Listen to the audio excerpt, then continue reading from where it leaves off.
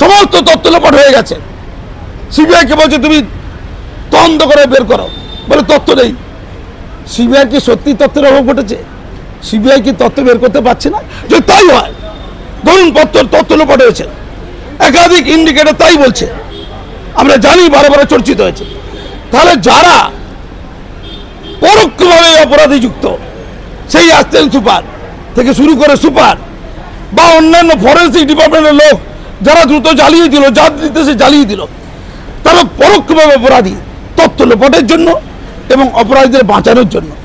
তারাও তো অপরাধী, তার তো নাম জানি আমরা, তার তো নাম আমরা জানি।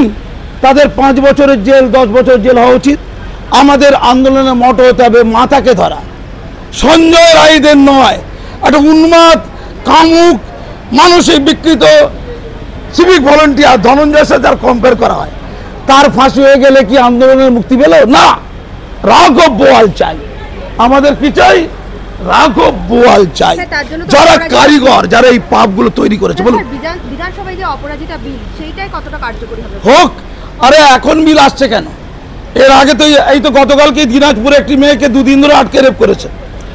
দেশে প্রতিদিন রেজিস্টার ভাবে যৌন লাঞ্ছনা, ধর্ষণের শিকার হয় 90 জন, আর রেজিস্টার যেটা আনরেজিস্টার, যেটা হিসাব পাওয়া যায় না, ওটা হাজার হাজার, শত শত প্রতিদিন হচ্ছে। প্রতিদিন, প্রতি রাত, প্রতিক্ষণ। বন্ধ হবে? বন্ধ হয়েছে? এই তিলোত্তমার ঘটনার পর ইতিমধ্যে পশ্চিমবঙ্গ গোটা 10 ধর্ষণের ঘটনা ঘটে গেছে। রিপোর্ট, খবরের কাছে রিপোর্ট। বন্ধ হয়েছে? এ তো পচনশীলতা। শিক্ষা দিতে হবে, মূল্যবোধের শিক্ষা, স্কুল জীবন থেকে কি করে আদর্শ হওয়া যায়। হিসেবে ওটাই জিজ্ঞাসা করছিলাম যে কি বলবেন ছাত্রদের, যে কি শেখা। আগামীকাল শিক্ষক দিবস, ট্যাব দেওয়ার কথা ছিল, 13,000 কোটি টাকা খরচা করে। সরকার শিক্ষা দিবস করছেন না, শিক্ষক দিবস উদযাপন করবেন না বলে ঠিক করেছেন। এবং ট্যাব দেওয়ার যে প্রচেষ্টা 11-12কে, সেটা বন্ধ রাখছেন। এটা কি মোটিভ জানি না। আসলে কি ছাত্রদেরকে মূল্যবোধের শিক্ষা দেওয়া হয়? ছাত্রদেরকে মূল্যবোধের শিক্ষা দিতে গেলে আদর্শ শিক্ষকদেরকে রক্ষা করতে হবে।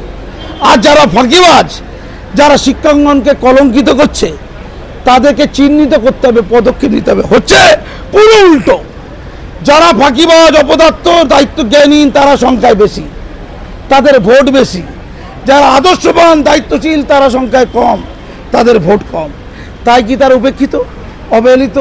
মূল্যবোধের শিক্ষা স্কুল জীবন থেকে চালু করতে হবে।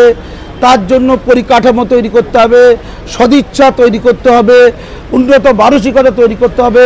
আর রাজনৈতিক মানুষরা যেভাবে একেবারে কাদা ছোড়াছড়ি করছে, মুখ্যমন্ত্রী বলছে প্রধানমন্ত্রী খারাপ, প্রধানমন্ত্রী বলছেন ওই রাহুল গান্ধী খারাপ, আবার রাহুল গান্ধী বলছেন অমুক তমুক খারাপ, সবাই খারাপ।